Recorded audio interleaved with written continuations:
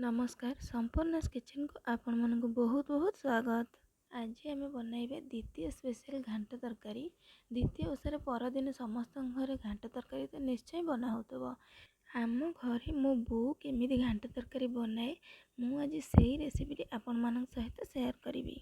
अति सहज और सरल उपाय बेसी किसी मसला न दे डेली रोषे रे आमे जो बेसिक मसला सब व्यवहार करते सही मसला को देखी आज चलतु बनाइबा टेस्टी घांट तरकारी। घांटरे प्रायतः सबू परिबा पड़ी थाए। मो पाखे जहाँ आवेलेबल थिला मु नेइछि, आपण मानक पाखे जहाँ थिबा आपण नै परिबे।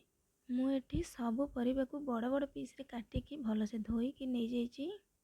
बोईतालु बा कखारु 750 ग्राम, दुईटी बड़ साइज रे आलू, गोटे गाजर और अल्प खंडे अमृतभंडा। एठी कदली और बैगण को काटिकी पानी रे नेइछि नहले कला पड़ी जिवो। दुईटा पोटल, किछि झुडंग, गोटे जर्नी, गोटे फेड़ा ओऊ को मु एमती काटिकी नेइछि आ दुईटा सारू आ खंडे माटी आलू। फाळे नड़िया को मु एमती कोरिकी नेइछि आ फाळे नड़िया को खंड खंड करी नेइछि। एठी मटर आ सोला किछि नेइछि। आपण मानक पाखरे जदि मुग थिबो ताले मुग नै परिबे। मु एठी कड़ाई रे तेल देइकी सारू आ माटी आलू को टिके भाजी दोछि तार लाळ अंश कटि जिबा पइका। सारू माटी आलू हमर हेइ जाइछि। एबे काढ़ी दोछि आ सेही कड़ाई रे एही परिबा सब नै जाउछि। आलू, बोईतालू, अमृतभंडा और गाजर आपको बेसी टाइम लगे सीझापी, तेणुक आगे से पकाऊँगी। एबे से हाफ हाफ चामच लुण और हलदी गुंड पकाऊँगी। आम पचरे लुण पकेबा तो से मझीरे टिके खाल कर देकी आमर जो मटर सोला रखी सेटा भी सीझापी टाइम लगे ताकू भी ये दे दूची। से मटर सोला भितर लुण पशियापी ऊपर टिके लुण छींची दे ताकू घोड़ेला भाई एमती करिकी आम घोरणी घोड़े दबा। तले न लगे मुझे छोट ग्लास रे अध ग्लास पानी दे दूची आ लो फ्लेम रे आकु सीझीबा दबा। 7 ରୁ 8 मिनिट पर देखंतु परिवार भी आमर किछि पानी बाहरी छी। नड़िया को भी टाइम लगे सीझे तो खंड नड़िया को मुझे दे देकी घोड़े दूची।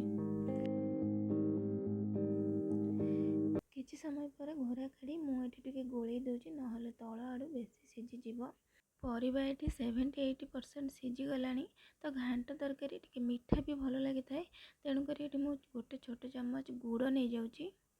एबे सेथिरे मु सब परिबा पकई दूची।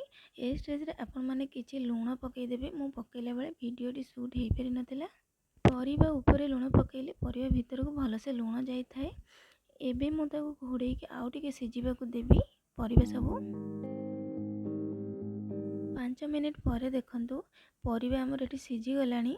मु एठी ओऊ को पकई देबी। ओऊ को मु सीझेकी नेइछि, सीझेकी छेची देछि टिके टिके एने एथिरे पकईतले परिबा सब काई सीझे हेई थांदा, सीझी न थांदा तो मु सीझेकी नेइछि। आ नड़िया कोरा एठी मु पकई दोछि। पकई दे गोलेकी आउ गोटे मिनिट खंड घोड़े देकी ओल्हे देबी।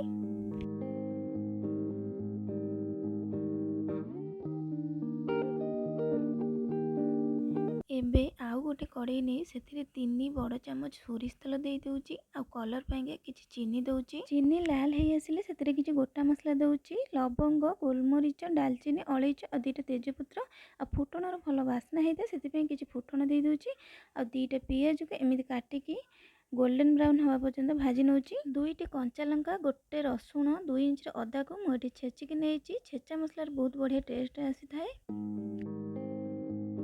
एबे सेथिरे 2टी टमाटो एमिति काटिकी दउची।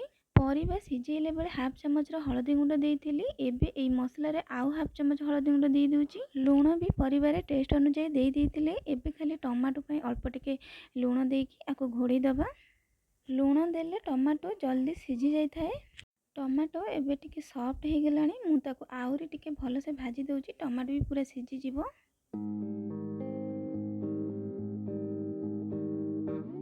एबे हमर मसला भल से भाजी हो गलानी। सेथिरे एबे किछि सुखिला मसला दे दबा। जीरा गुंड, धनिया गुंड आ करी पाउडर गोटे गोटे चामच रे नेइछि आ लंका गुंड एठी 1.5 चामच रे नेइछि। काहेकि तरकारी टिके अधिक हो जाइछि, राग न लागिले भल लागिबोनी, सेति लागि टिके अधिका करी लंका गुंड नेइछि। एबे सेथिरे सीझा परिबा को अल्प किछि नेइकी भल से गोली दउछि। एही कड़ाईटी मोर छोट थिला तो आकु से परिबा सीझा कड़ाई को ट्रांसफर करि दउछि।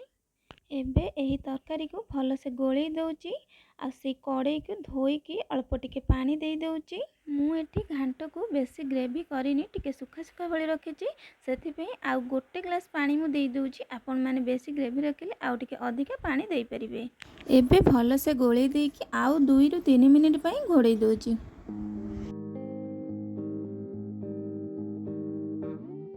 2-3 ମିନିଟ୍ ପରେ ଦେଖନ୍ତୁ ଘାଣ୍ଟ ଆମର ଭଲସେ ଫୁଟିଗଲାଣି। ଏବେ ମୁଁ ଭଲସେ ଗୋଳେଇ ନେବି ଆଉ ପରିବାକୁ ଖଡ଼ିକାରେ ଏମିତି ଟିକେ ଭଲସେ ଚପେଇ ଦେବି।